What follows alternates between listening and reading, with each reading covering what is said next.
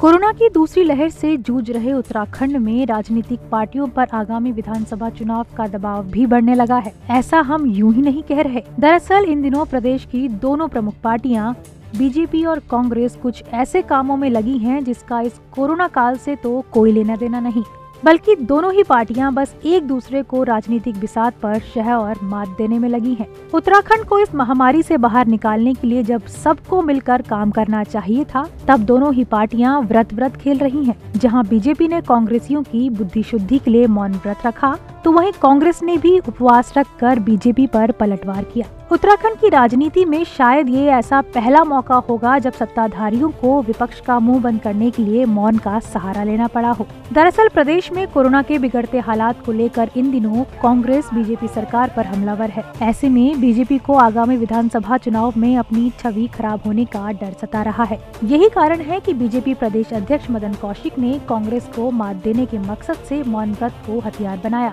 और बीजेपी ने प्रदेश भर में कांग्रेसियों की बुद्धि शुद्धि के लिए मौन व्रत रखा।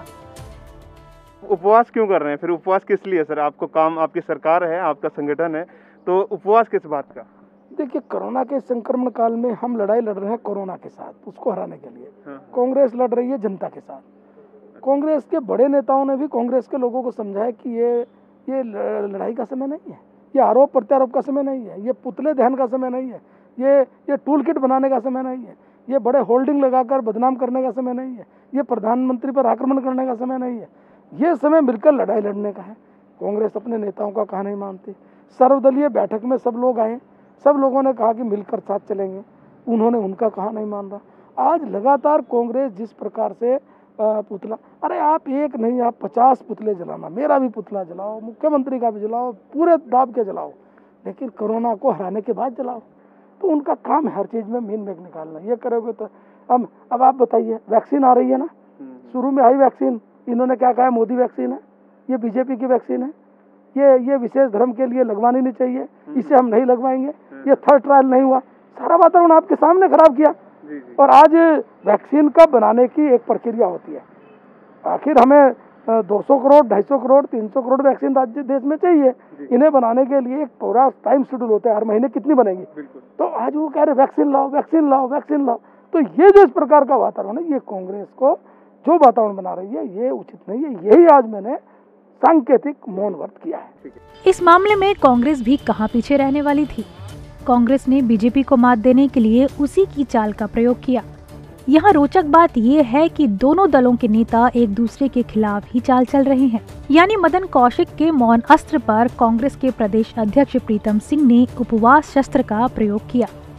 कांग्रेस ने जो उपवास रखा है उस बात को लेकर के रखा है कि सरकार कोरोना की महामारी से लड़ने में पूरी तरीके से विफल साबित हुई है। जो व्यवस्थाएं कोरोना की महामारी से लड़ने के लिए सरकार को करनी चाहिए थी, समय रहते हुए सरकार ने वो व्यवस्थाएं नहीं की, जिसकी वजह से प्रदेश के अंदर जो है अकाल मृत्यु जो है, जो कोरोना से पॉजिटिव मरीज थे उनकी हुई है, और इसकी जिम्मेदारी सीधे सरकार की है। ये रचनात्मक दायित्व है कि हम विपक्ष के रूप में भी काम करें, क्योंकि एक तरफ हम जो कोरोना पीड़ित लोग हैं उनकी मदद कर रहे हैं और कोरोना संक्रमण को रोकने के उपायों में पहल करके सरकार का साथ दे रहे हैं।